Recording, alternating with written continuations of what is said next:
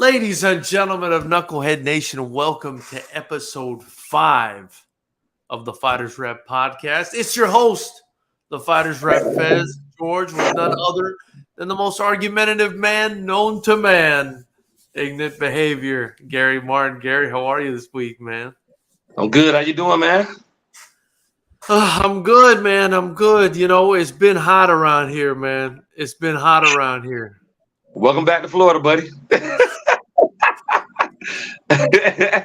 Welcome back to Florida. Bro. Yeah, bro. It's been hot. And not just that, you know, the combat sports world has been hot too. I think we're in for a bit of a cool down coming up. I think the next big fights, right, are and they're not that big, but the next sort of big fight is Usyk versus Dubois at the end of the month on the on the 26th. And then Jared Anderson's also fighting on that day. And the next big fight, I want to say, is the Canelo fight against Charlo. Yep. Yeah.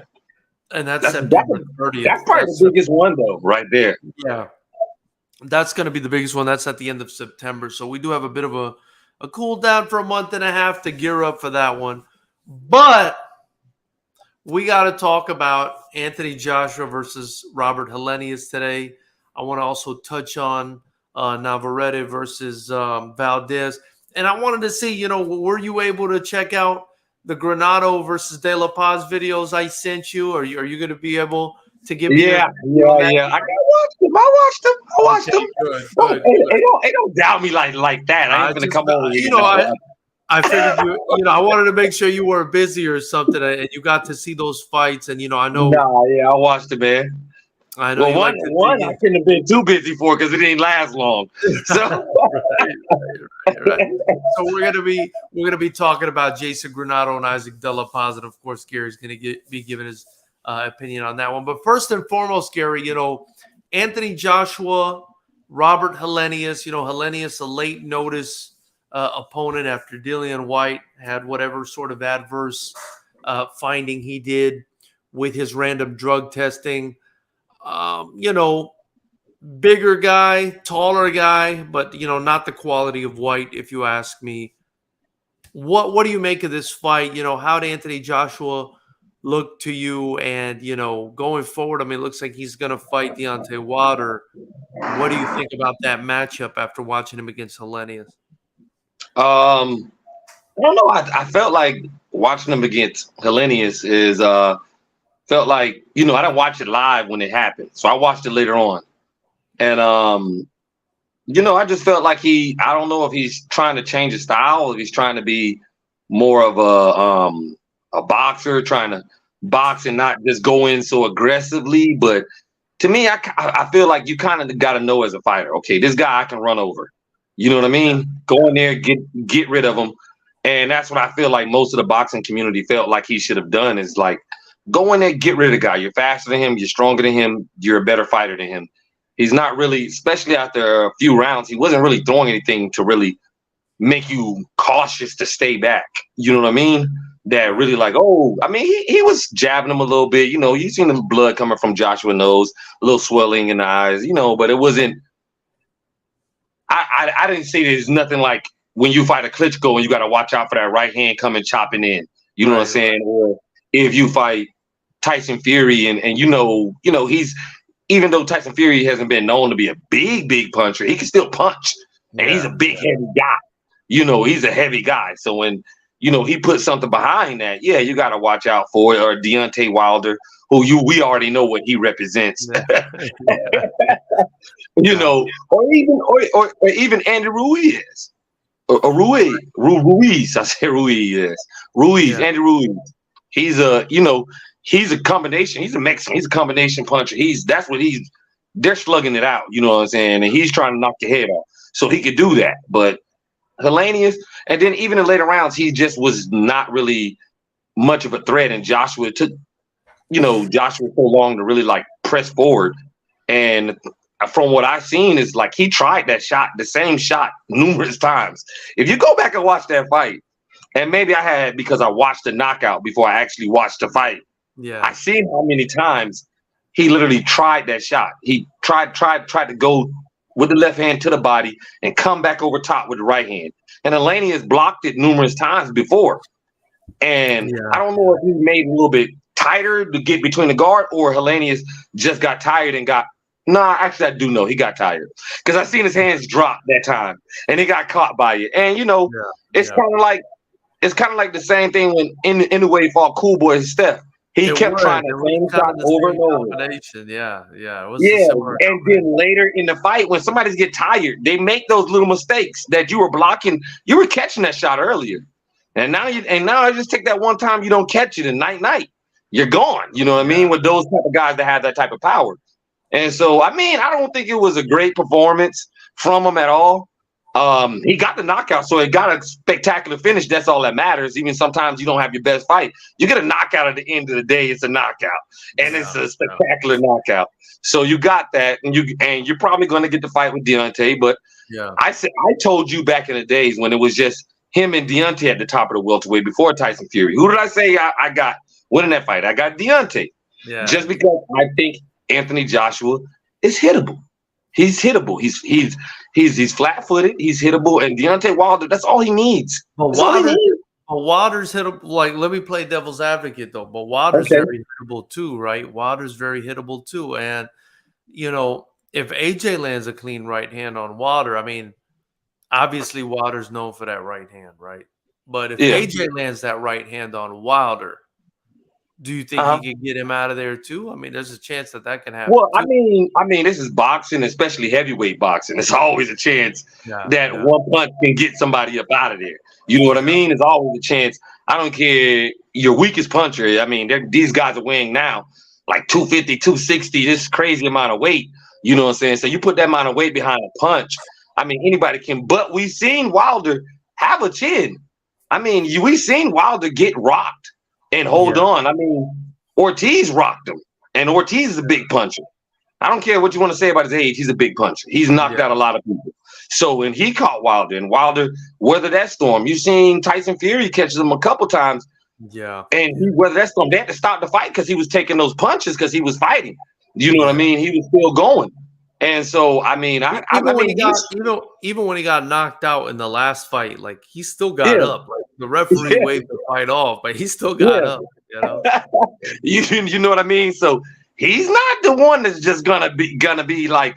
It's not like he can dish it out but can't take it. He can take it. Right. I just feel like if AJ does get the opportunity, he has to jump on it and just go and get him out of there. But I mean, you got to be careful because that's what happened with him with Dillian White when he got Dillian White hurt the first fight. He tried to jump on him wildly and he got caught. Same thing with Andy Ruiz. He got caught after he knocked Andy Ruiz down. But I think, you have to try to take that chance with Wilder because I think eventually, if Wilder eventually can land that shot on Tyson Fury, he can land it on AJ, who don't have the defense of Tyson Fury. He can land that shot. I haven't seen anybody not get caught with that shot yet. Throughout the whole fight. I know. It's going to land at some point. At some point, can you take that? And you could either deal with it or you can't, I guess. Exactly. And there's only been one person that could be able to deal with it. Right, it's only been one. And it was barely. So, I mean, and we've seen Anthony Joshua get hit with shots, and we've seen him in the Ruiz fight not take it well. And after that fight, he just had to reset and redo something else. And in the second fight, he wanted no parts of taking any of those shots from Andy Ruiz. Yeah. And we seen him get hurt by White. And I mean, with that, he weathered the storm with White. Yeah, but that was earlier on in the career. I think a huge milestone, and I don't think it was a good milestone, but it was a milestone nonetheless in AJ's career. Was that first Ruiz fight you brought up, because I think it completely changed him as a fighter, the way he fights. But go ahead and continue. Well, I mean, and then like I said, like he was being patient, he was being very cautious with Helenius, who don't really have power like that. Like he can knock you out, but it ain't Deontay Wilder. You know what I mean? It ain't one of these guys. And I think if you let Deontay Wilder, I think with Ortiz made this mistake. If you let him get comfortable and him walk you, stalk you, and just keep trying to look for that shot and stalk you, he's eventually going to find it. And I think Tyson Fury stumbled across something when he was like, I'm going to go at him. Let's see how he fights stepping back. If he can do that going backwards. I know you can do it going forward, but can you do that backwards? Right. And I think that threw Deontay Wilder off because nobody's ever walked to him. Nobody walked to him to get knocked out. You know what I mean? Like, hey, this guy's coming to get knocked out. He wants to get punched with this right hand. Yeah, so it's a different thing fighting off your back foot or fighting with a guy close up inside of you and not at a distance where you can unleash that right hand from hell from all the way back from America all the way back to UK. You know what I mean? You know what I'm saying? It's a difference when you keep a distance from him, and I felt like he was doing that with Helenius, who's 6'6". You letting them keep a distance from you. You know what I mean? Yeah. And you weren't really pushing them, pressuring them, getting them until later on, and you weren't really being aggressive with him. And you do that with Deontay Wilder, and you let him be comfortable, and you let him just try to wait to find that shot. He's gonna find it, and you're gonna be on the ground and gonna be out. Yeah. He's gonna. So that's what I think. So I mean, I take it you don't think that it's gonna be a good fight for Joshua to fight Wilder, or I mean, what do you see happening if that fight goes down? I think it's entertaining. I think it's not going to the scorecards at all. I see Deontay Wilder knocking him out. Yeah, I do see that. I do see AJ hurting him, catching Deontay Wilder and hurting him. I can see that also during the fight. I don't think he's going to win, but I can see him hurting him. I don't know about knocking him down, but I can see, him getting stunned by Joshua because, like you said, Joshua has power. It's just whether he's going to let his hands go and really try to get into Deontay. But I can see him catching him, hurting him a couple times. But I just think Deontay's a warrior. He's not going to go down. I think Joshua has a good chin. I think he's got a really good chin because I remember him getting hit flush by Klitschko and getting back up, winning that fight. Even when Ruiz hit him with something he didn't see coming and something that was really hard, Ruiz kind of had to keep going after him and knocking him down. And, he knocked him down like multiple times in that fight before I think they called it off. And it didn't seem like he wanted to.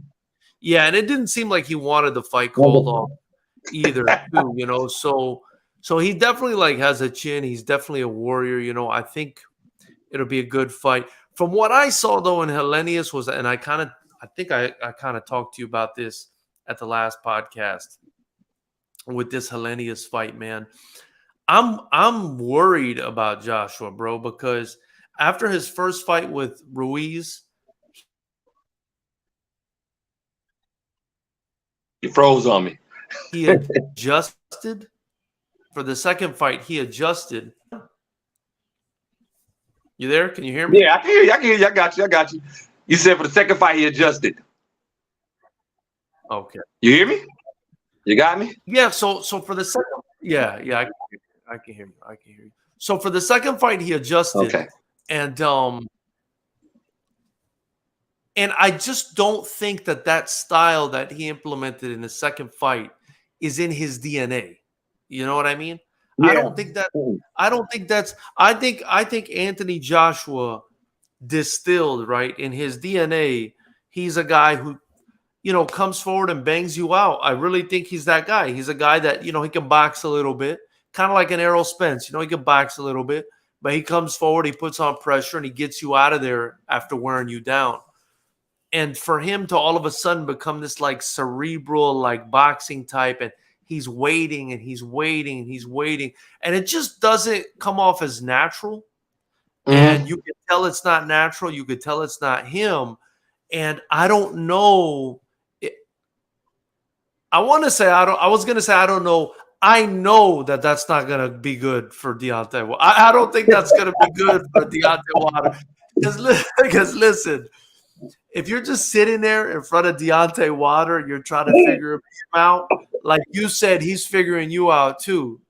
And he's waiting for that split second to throw that right hand right through. And I see AJ as being so tentative. Now, where it might help him is maybe he'll be so far out of range.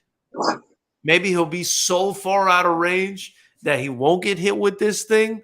But I highly doubt it because, like you said, everybody gets hit with it eventually when they fight Wilder. And he's going to have to move in to win the fight too. I mean, he's got – I don't think his reach is Deontay Wilder's reach. I think he's going to have to get in there and mix it up a bit. You know, he's going to have to punch Deontay Wilder and try to beat him up too. And I think Deontay Wilder we kind of gloss over the fact that he does do a good job of punching when you're punching, right? Deontay Wilder does do a good job of punching when people are punching and sort of countering their attack. And you know, AJ's a bit. I mean, catch. You know, let me know if you don't agree with this, Gary. He's a bit lumbering. He's a bit slow. He's not fast. He's not a fast guy. You know, I won't say he's slow, but he's not a speedster. You know, no, he's not. Oh no, I felt like, if I'm being honest, I felt like Helenius. His feet are slow. Yeah, I felt like Helenius was even like more bouncy on his feet. Yeah. Than Anthony Joshua was, and so he's more fluid on his feet. Yeah. Yeah, so he's kind of like this lumbering, like robotic, and you know, Fury has called that out in the past when he insults him or whatever. Now, I don't want to take away from the performance either. I mean, he did eventually score the knockout, right? Mm-hmm. Against Helenius in the 7th round. But it's more of the same for me. He still looks completely uncomfortable in this new style. He still hasn't found his identity, if you ask me, as a fighter since that first Andy Ruiz loss. And if he goes in there fighting like this against Wilder, man, I don't think it goes 8 rounds, 9 rounds. I don't think it goes 8 rounds, not maybe 10 rounds. If he stays like this, he gets finished. I mean, I know he has Derek James in his corner now, and but that's helped him at all. Yeah, but what I'm going to say is the thing of it is I can see him trying to use his jab and do things with jab, but his other fighters like Charlo and Errol Spence, even though they use the jab, they come in, they're more aggressive. They're more of, you know, pressuring you, more active than what AJ was. So if you're going to use that kind of style and you're going to try to go behind the jab like Klitschko did through his career lots of times, jab, come hit you with he's going to hit you with that right. Then he set up everything Klitschko did, set up the jab. And that's Derek James. A lot of his fighters, that's what they go behind, the jab. You know what I mean? They put the jab out there. So, I mean, if he's going to go with that, he has to be more aggressive than he was last night. I know you want to be cautious, but you got to be more aggressive than what you were. And to me, this sounds crazy, but I feel like the trainer he should have went with, he should have went over to the Crump Gym. He should have went over there with the Stewarts. Maybe, yeah. Because I felt like how they changed, Tyson Fury approach. How they changed his approach, because that the way he fought Deontay Wilder, and I'm not saying it's only because that beat Deontay Wilder, because you got to be as talented as Tyson Fury to pull that off. I'm not just saying for Deontay Wilder, I'm saying for AJ, period. Like, that would be somebody who can, kind of, get your offense out of him. Like, get the best out of him. It's more to the style that's natural to AJ than his style. It's more of a style it's a more offensive style, more of a, I mean, it's going for the knockout more.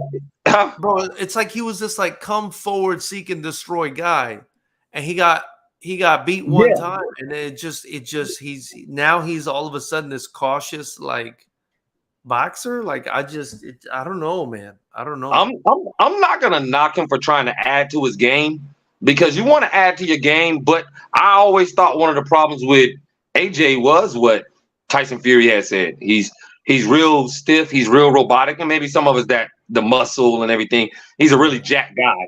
You know what I'm saying? He's not. Only time I ever saw AJ really on his toes and moving was the Andy Ruiz second fight.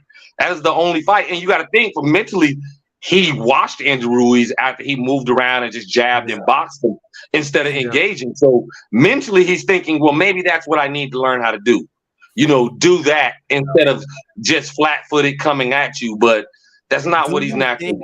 Do you think he implemented that boxing style, kind of went back into his amateur pedigree, because he was a gold medalist in the Yeah, Olympics. yeah.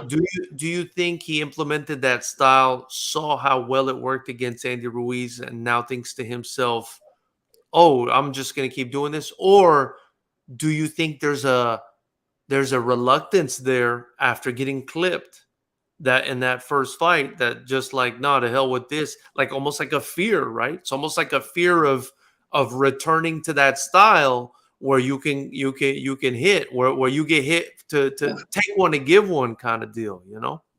I really don't think that is a fear. To Yeah. be honest with you, I don't, because he's gotten rocked. Like I said before, he's gotten dropped by Klitschko. That didn't stop him from But fighting that his was style. but that was before the Ruiz fight. Yeah, I know. What I'm saying is, before Ruiz, he got dropped by Klitschko, and that didn't stop him from keep fighting his style.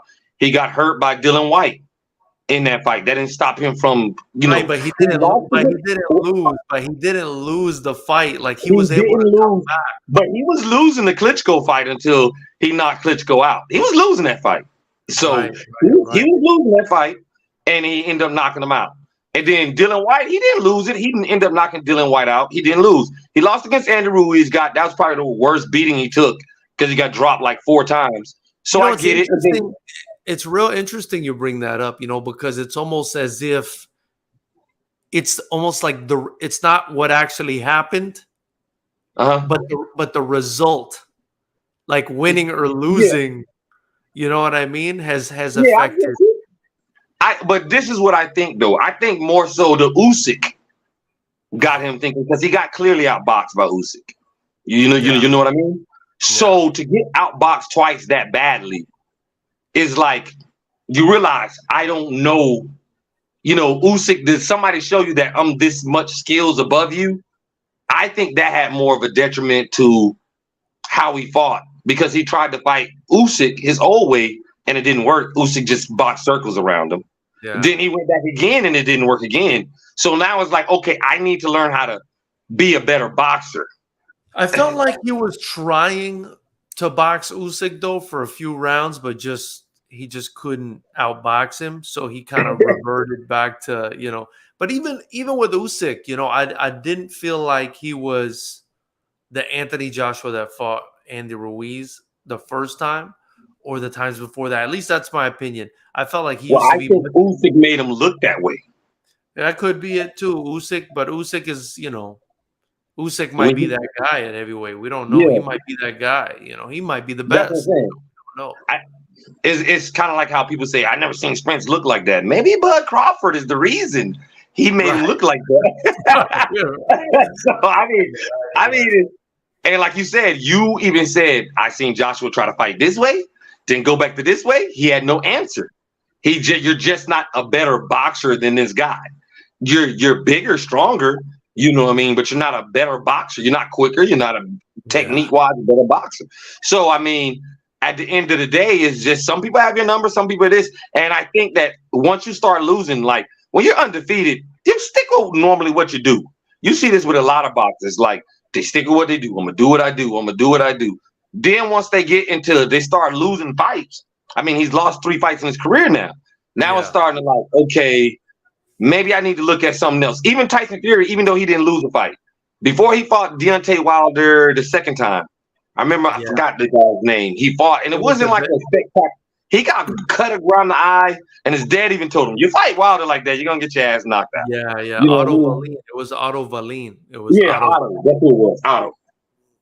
So, and it wasn't as he won the fight, but it wasn't like in spectacular what you should do to a guy on that level of what you Yeah. think he could do. And Yeah. he started looking at it like, okay, maybe I need to change some things up or whatever. But like I said, it's been many other fighters who, after they had a loss or two, they go and say, I'm gonna look at Ryan Garcia now. He's looking around He's over to at Derek James now. Apparently, he's over with Derek James. exactly. So Yeah. now he's looking to change something up because you lose. You're like, hold on, Yeah. maybe And I'm not as Fury, good as I Fury thought I didn't was. even, to your point, Fury didn't even lose. He just had that rough performance with Wilder the first time, and then he said, "You know what? I'm going to go see the Kronk Gym people And then in that second fight, man, he just Yeah. destroyed Wilder. I mean, it was so bad. I remember we had all kinds of excuses and conspiracy theories and people getting fired left and right. And then the third fight kind of solidified that style worked for him. But yeah, I mean, yeah, I just if right now if we were to put Wilder versus AJ together, I'm like you, man. I see Wilder knocking him out. I think that's the consensus too. What do you do? Let me ask you this. What do you do if you're the manager for AJ? I mean, what do you do if you're AJ? Do you go forward with this fight, or For do you sure. take some more time to further season? Or I mean, what do you do? Nah. I mean, because Deontay Wilder isn't gonna wait around all day. So Deontay Wilder is he's looking for another big payday. He's looking for the belt again. He's looking for another big payday. He's not trying to wait around for AJ forever. You know what I mean? Because okay, so AJ goes fights another fight. Now who does Wilder fight? Does he go fight another guy, just another guy, like a good guy, but not like the elite, and go fight him for less money and just, he knows AJ's the money fight for him, or Usyk. AJ's the money fight for everyone. This is what I'm saying. So it's the money fight, you know what I'm saying? That's what he wants. But then if he doesn't fight AJ, who can else bring money in? Usyk, maybe? You know what I mean? You go and fight Usyk, you're looking for a name to Usyk's not going to bring money in. Usyk's not going to. I mean, well, the thing is, people want to see Deontay knock somebody out. All you need is somebody who has. It's not going to bring AJ money, no. You need somebody who has some type of name. Yeah. Whether it's Usyk, I know you hate Andy Ruiz, but he does, or even Dillian White, or even Dillian White. I don't hate Andy Ruiz. I just don't think. I didn't say you hate it. I hate that. I know you hate that. I think bringing him into the mix with all these guys. Oh, even though I feel I think he's deserves to be in the mix. I think he's a top 10 guy. Yeah, I think Andy Ruiz is a top 10 guy. I just I don't, maybe he'll bring more eyes than you can sell the fight as the guy that knocked out Anthony Joshua. Only has one loss on his career. You can sell the fight. You can sell that fight. He only has one loss. He lost. He lost Anthony Joshua, but he also knocked out Anthony Joshua. I don't think that's good. I really think. I would feel kind of stuck if I was on AJ's team, because what do you do, man? You got to fight this guy next. I mean, what's left? You know what I mean? There's no, you already fought Usyk. Dillian White popped for whatever he did, and we don't know if he actually did it or not. So I don't want to call the guy guilty until we know what's going on. Yeah, and then Fury is not fighting because he's going to fight Ngannou or whatever. I mean, you got to fight Wilder. And you can't use the excuse anymore. It's almost like he's stuck. He can't use the excuse anymore. Oh, I just got with Derek James. I'm still figuring out my style. No, bro, you've had since you lost to Ruiz the first time to figure out your style. If you're not ready now, then it's.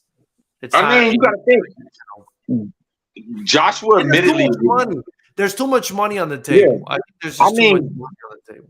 I mean, here's my thing: this is how you have to go forward with it. Even if you're Joshua, management has to listen to him on what he wants. So I'm pretty sure last time he missed out on the Wilder fight, he regretted it. He said it himself. He regretted it. And Wilder and Tyson Fury kind of blocked him out. And they made their money. Out for 3 fights, they went and made their money. And he kind of got blocked out, and he kind of didn't, the light wasn't shining on him like it was shining on those two guys. Those two guys were the talk of the town. He wasn't the talk of the town anymore. At first he was, and then all of a sudden he got excluded out of that. You know what I mean? And he said himself, he regretted not fighting Wilder before all that, because that could have been him. He could have been the guy. You know what I mean? Yeah. He could have been everywhere, kind of the fame that anyway and Bud are getting right now. Like everybody, they're on TV everywhere. Everybody wants to interview Bud, and anyway is being, he's the greatest ever and all this. So it's that legacy type of thing and all that talking to shine, and you know he doesn't. Nah, he doesn't want to miss out on that again. Go ahead and fight. You lose, you lose. I mean, you already lost before, so Yeah. Well, before we continue, shout out to everyone in Knucklehead Nation. Thank you guys for watching. If you haven't already, please subscribe, like, comment, share. Join the channel, subscribe to the channel, but join the channel so you can watch Fighters Rep 19 live right here on the channel on September 9th. We've got a fantastic card ready for you guys in Los Angeles. It's going down at the Commerce Casino, the largest poker room in the world, Gary, is at the Commerce Casino, and that's where these fights are going down on September 9th. You can get your tickets on FightersRep.com. It's going to be a banger. Don't miss it. So, you know, we've discussed that. I think, and shout out to, by the way, Cocktails and Leather with Stagger Lee Goods. Longtime loyal fan of the channel. Appreciate you, Stagger Lee, man. Love his products. Check him out on Instagram. So, you know, I think we're on the same page with Water and AJ, man. It has to happen, but it's not looking good. For me right now, it's not looking good for AJ. It's not looking good for AJ right now, if you ask me, man. I wanted to ask you about another fight, though, that happened this weekend. A big fight, an entertaining fight. Navarrete versus Valdez. You know, two very tough guys. They put on your, you know, I want to say a very stereotypical, you know, Mexican war, right? Right. yeah. I mean, that's what, you know, that's kind of the Mexican style in boxing. That's what they're known for, going out there and kind of wearing their heart on their sleeve, if you will, and banging it out and going to war. And they did that, man. They did that, you know, and Navarrete goes, you know, comes out with the win. It's a big win over Valdez. Valdez, I kind of feel bad for, you know, that's another tough loss for him after the Shakur loss. You know, what did you think of the fight, you know? For me, I just felt like Valdez could never really hurt. He couldn't really hurt Navarrete to make him get off of it. I felt like Valdez was like kind of like the better fighter. But he wasn't. I mean, not the better fighter. Let me take that back. He was the more like slicker fighter. He's more defensive fighter. But if you can't keep somebody up off of you, then you know you're gonna have a tough time. You know what I mean? Of keeping them off. You could be, you could be, you know, defensively sound, but if you can't keep the guy like Navarrete who's gonna keep coming forward over and over and over again, then you're not going to you're not going to win that fight because that's his style. He's a pressure fighter. And if you can't get anything, I've seen it with, you know, a lot of fighters who were like a slick defensive, but then when they get somebody who can walk through their punches and now you're not keeping them off of you, the thing that always impressed me about Mayweather is that people always say, oh, he can't punch. But like Mayweather always said, you didn't see anybody keep walking through that, did you? Right. Like, I can keep them off of me. I can hit you hard enough to make you think twice about coming in. You know, with Navarrete, I don't think that Valdez had anything that could really just, because he caught him with some good counters too. Yeah, but it was like, Terminator, keep coming. Terminator, keep coming. And Navarrete's like very, Navarrete's like very loose. You know, he's almost like very loose. Like if you hit him, he's just gonna like roll with it. You know, he got that like very loose style, and his pace is always the same. It's a very good pace. It's always the same. And true to the Mexican thing of getting hit and not. Yeah. No, but those guys that they put on a heck of a fight. Now, I will say, as much as it is entertaining, I think me and you are in the same boat. We don't like seeing guys, you know, take one and give one all the time. Me and you kind of appreciate the hit and not get hit mentality of boxing, and so as much as we appreciate that fight, you know, I think me and Gary are more into guys like, you know, Spence and Fury and or Bud Crawford and guys like that. But it was a very interesting and entertaining fight. Now that being said, you know, Fighters Rep 19, we brought it up earlier, and we got two warriors coming for Fighters Rep 19 as well. We've got Jason Granado, who's our super lightweight champion right now, Gary. He's going to be taking on Isaac De La Paz. I sent you the tape on these two young men, and I kind of wanted to expand on it to see if maybe it affects your opinion a little bit. Allow me to just expand on this one a little bit. So, 1 second. Give me 1 second. I want to expand on it. Okay. I have really quick. We gotta go with emergency real quick. I'll be right back in 2 minutes. You go ahead and sell the fight. Tell them about the fight. Tell them about Gator. Because I'm gonna get with you on Gator. Give me 1 second. I'll be right back. All right. Okay. So while Gary's away doing whatever it is that he's doing with right now, guys, I just wanted you to know Fighters Rep 19, it's going down September 9th. I think for sure it's going to be the best card we've ever had. It's at the Commerce Casino in Los Angeles. Come out and support these young kickboxers. This is the most exciting sport in kickboxing. There's no holding. There's no clinching. That's inactive. I mean, if you're going to clinch, you have to be throwing a strike when you clinch. Otherwise, the referee's going to break you up. Even if you do clinch and you're throwing strikes, if you do it for 3 to 5 seconds or more, the referee's going to break you up. So you got to stand and fight in this rule set.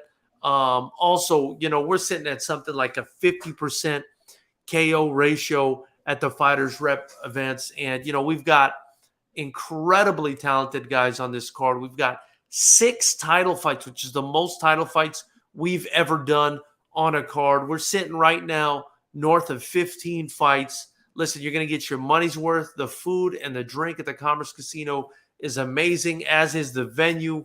We're going to have the big screen. We're going to have the lights. We're going to have the smoke. You're not going to want to miss this experience. If you haven't been to a fight, man, I'm telling you, head on over to FightersRep.com, get your tickets. Even if you're not in the state or you're outside the city, you're outside of the state, the Commerce Casino has a beautiful hotel. You can come spend an evening with us and then fly back to wherever you're from. But if you can't make it, maybe you're too far, you're too outside the country, you've spent too much money already, you could join the channel, just $9.99 a month, and watch the event live with us. So, Gary, what I wanted to tell you before we get into this, kind of this preview of this fight, right, and your thoughts on this fight. Jason Granado's been fighting, man, I want to say his debut was at Fighters Rep 12, right? So I don't think the kid's even been fighting for 2 years. And then you've got, and he's already our super lightweight title. He's never been out of the second round in the Fighters Rep Lions Den. And the time he went out the first round, it was only one time. Every other fight he's ended in the first round.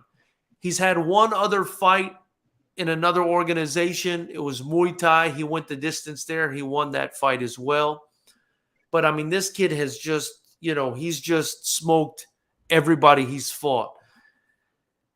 In the fight that I sent you, he actually fought a guy, and to be fair, the guy moved up a weight class or 2 to take on Granado, but was much more experienced, and that's why everybody agreed to the fight. And the guy had 20-plus fights, and Jason at the time had 5. And did what you saw in that video. On top of it, for 135 pounds, I mean, this kid is 5'10", 5'11", and you've seen the way he's built. He's wiry. He's got that Bud Crawford, maybe Hearns type of build. 135 pounds, 5'10" is 5'11" is kind of crazy. And he's fast with it. He played baseball. He used to be a pitcher. I mean, so that right hand is coming with a lot of speed and power behind it. Now, that said, as fantastic as he is, as entertaining as he is, the cowboy hat, Gator Granado, everybody loves him. He's an offensive powerhouse. He does get hit. He has been hit several times, and he's gotten hurt really bad in the Fighters Rep Lions Den, where one time he got dropped so hard, I said, this fight is over. And he came back and won. So he's got the heart of an absolute lion. The interesting thing about this matchup is Isaac De La Paz has more experience than him. And Isaac De La Paz is the same height as him, also 5'10", right? Also 5'10". Maybe Jason might be a tad bit higher, but also a tall guy, a long guy with a long reach. And what I think you'll appreciate is Isaac is very defensively responsible. Isaac is very tight. So it's either going to be a story of Jason Granado breaking that shell, or Isaac De La Paz's defense carrying him through along with his offense? I kind of wanted to get your thoughts on what you think of this super lightweight title between two of the hottest prospects in kickboxing right now. Looking at it, I mean, I think like kind of what you said. I think Jason, he's a offensive monster. You know what I mean? Like, I was looking at him. It's not only that he has power or he has speed, because he has both. He has speed and power. Yeah, is that he's sharp with it. At least, when we're just talking about his hands at first. Let's talk about his hands first. Yeah. He's sharp with it. He has good accuracy, and that's a big thing on hurting people. He's not just throwing looping right hands. He's not just, he's pinpointing sharp punches, kind of crisp. You know what I mean? It's very crisp or whatever. So, and it's coming at you fast too. And he's not a sit and wait guy from what I've seen. I've seen another fight with him. You showed me another fight with him before. He's not a sit and wait. He's not a sit and wait guy. You got that one right. You showed me another fight with him before too that I seen with him when you first started telling me, man, this kid Gator, man, this kid's crazy. You showed me, and I seen him, and he's on attack mode. He's gonna test you to see, okay, can you handle me coming at you? And I mean, it's not just gonna be with fists; it's gonna be with legs too. And it was kicks to the body, front kicks to the stomach, just pushing you back, always touching you. It's something like. And I mean, this is boxing, but I remember Errol Spence was talking about this when he fights. And everybody was talking about how the energy he brings. And he's like, sometimes I'm not even punching hard. I'm just touching you just to let you know I'm there. I'm just staying on you. So your mind kind of speeds up kind of like that. And you're kind of like, hey, he keeps hitting me. He keeps touching me, even though every punch isn't hard. That's what I think about when I look at Jason. He's always like just, He's always just he's there. Letting you know I'm not letting up. I'm not letting up. Now, what I did see, he holds his hands low, so that leads to a counter. And what they always said is, the more you throw out, the more you leave yourself open to be countered to hit back. And so, but I mean, I thought it was smart fighting in the fight that you showed me. He had a smaller guy on him. He just kept kicking him, keeping him back off of him, keeping that distance. That's where he wanted to be at. He wanted to be that distance, and he was just, and the kicks to the stomach, you could tell it hurt. And he was just, boom, ooh. They just looked like every time he went back into the ropes, it looked like, oh man, I don't want to keep taking that. And then it made him drop his hands. So I would think his thing would be to attack the stomach and the leg, make him drop his hands because his name's Isaac, right? De La Paz, Isaac De La Paz. Isaac.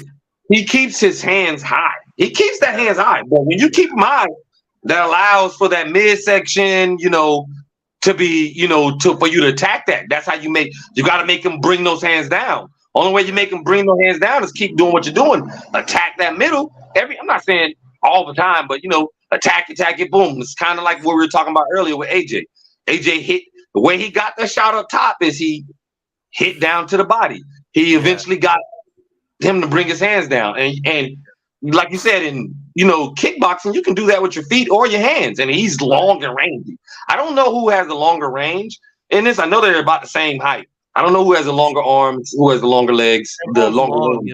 I'm not gonna. I don't think we're gonna be able to tell till we see the face off because they're both real long, lanky kids, man. I mean. Think about it, 135 pounds and you're 5'10" or 5'11". That's just, that's middle. I wasn't, I don't even know what that is, dude. You know what I mean? I mean, Isaac, he's really it's not like they don't look like Isaac. One thing I can say about him, he like you said, he's really defensive sound. He's not. I mean. He keeps his hands up. A lot of I don't know, like from what I've seen from the fighters I see, they drop their hands a lot and they open to the counter. His hands are always up around his face, and they're up here. You know what I mean? When they're up, he throws a punch. They're coming right back here. They're coming right back here. He's Yeah, very very disciplined with that, and he wants to be patient. I don't know how long that patience is going to last when you have Jason coming at you, coming at you, coming at you, yeah, coming at you, yeah, and coming at you. If you're still going to keep that patience when he's kicking your legs, he's kicking you in the stomach, and he's coming at you. I know he's able to block. Are you going to keep your hands up, or are you going to start dropping them?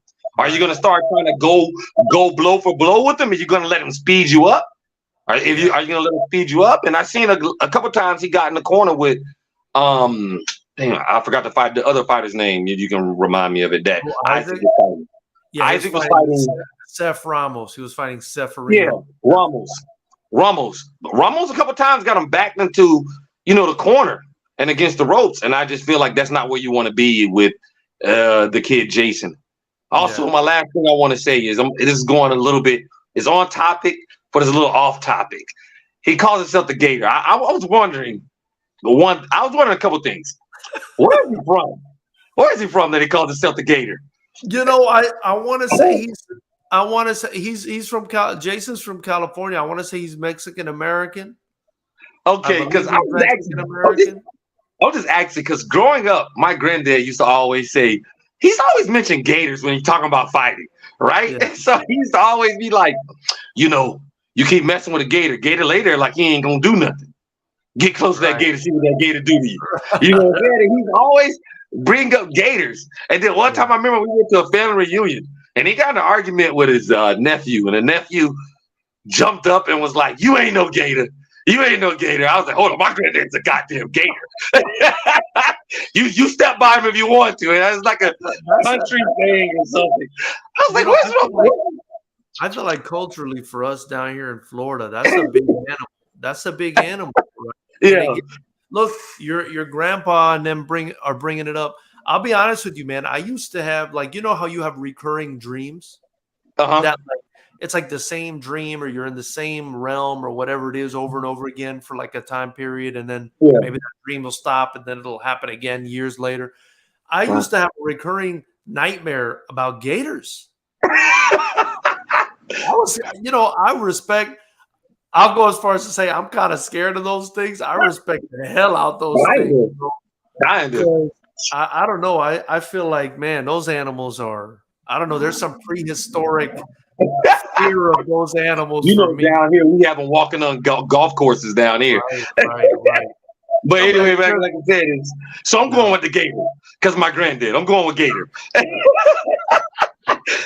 It's almost like, you ever seen the movie Tombstone, the yeah, cowboy movie Tombstone, yeah, and he tells them use the daisy if you do. Then at the yeah, end he shoots him and says, "You ain't no daisy. You ain't yeah. no daisy. You're gonna have to show me he ain't no Gator. You're gonna have So to show let me me he's ask not you no, though. not a Gator." So let me ask you though. You think Gator's gonna pull it off? Mhm. What do you think each guy has to do though to win the fight? Because it's I think it's a good fight. I think it's a winnable fight. Kind of froze on me. Back soon. There, can you You froze a hear little me bit, again? so I can hear you now. I can hear you now. Can you Well, you hear me? you're freezing.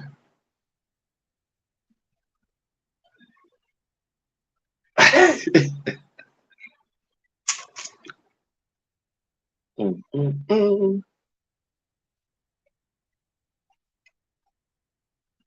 mm, mm. Guess we lost him. You there, George? I see you. Yeah, yeah, yeah. I'm here. Can you hear me? Yeah, I can hear you now, man. I'm here. Can you hear me? Yeah, I can hear you. You can hear me? You got me? Okay, okay, cool, cool. So Okay. sorry about that. So what I wanted to ask, yeah, yeah. What I wanted to ask you was, what do you, yeah, yeah. What do you think each guy needs to do to win this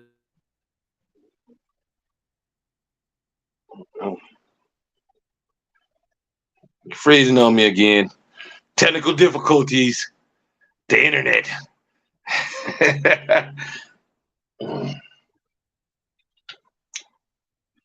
uh, internet don't want to be friendly tonight. I see that.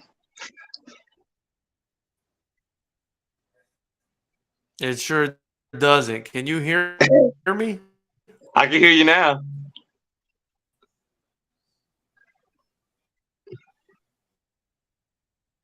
I mean, they're freezing you in the ugliest face right now.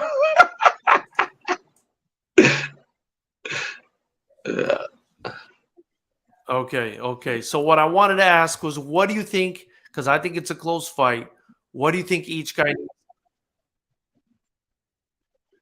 For me, I mean, I think Jason, he needs to, I think he needs to be him offensively. Just I would say just be a little bit more defensively sound. That's pretty much all I have for him. Do what you do, because I don't see anything wrong with what he's doing.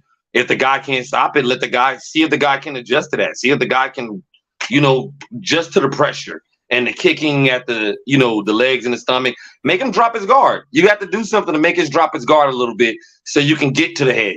You know what I mean? Do the kicks to the body, to the legs, keep do things like that. For Isaac, I just feel like he has to catch Jason coming in, and like we said before, he throws punches, he drops that hand, that the chin is open.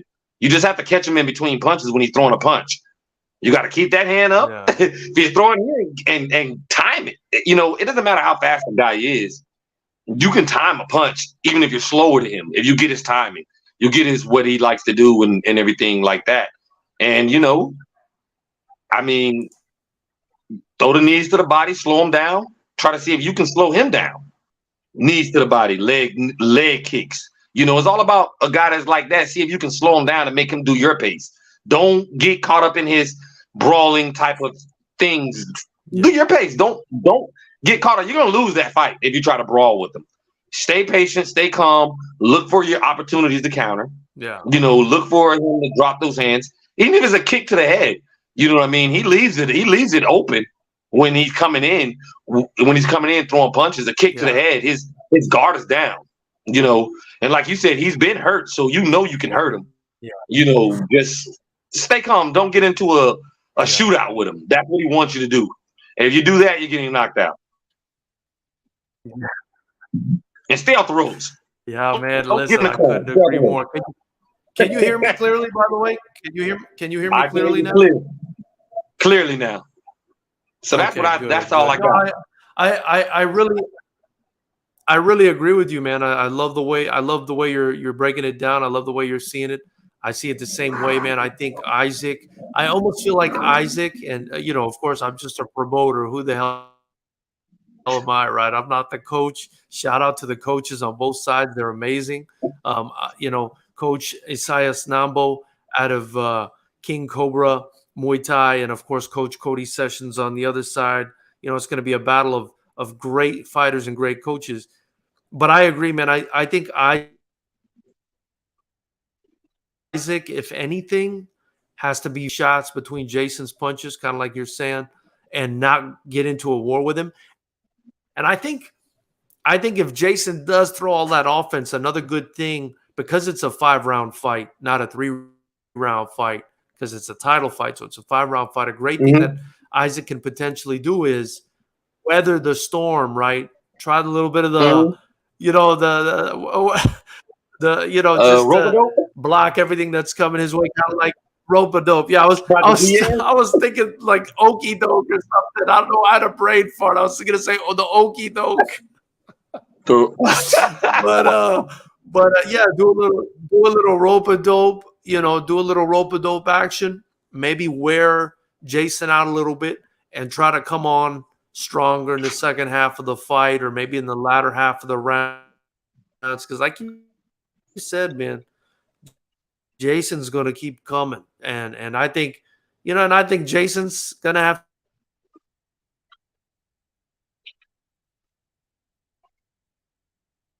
to do what he does, and like you said, maybe attack the legs, attack the body, try to get Isaac's defense down. And that's all. Senor Martin. What is that now? You can hear me You broke still? up now. Yeah, I can hear you now. Okay, well, I said that's all I got for you, man. That's all I got for you. Hopefully, most of it came through. I don't know what the hell happened to Yeah. AT&T's fiber optic today. They told me I got 1 gigabyte, but they're full of shit. And this is what's happening today. But yeah, that's all I got. That's all I got. Thank you guys for joining us for episode 5. Of course, me and Gary are going to do this again every Monday. So be sure to tune in Mondays at 10 p.m. Eastern, 7 p.m. Pacific. And we're going to be talking about the fight game nonstop and hopefully doing some more extra content for you guys. Gary, appreciate your time, man. Thank you, bro. Hey, go check out those fights on FightersRep. They're good fights. I'm telling you. Those are very entertaining fights. Go check it out so you can see for when they show again. You can see who wins. They're entertaining. But appreciate you, Gary. Have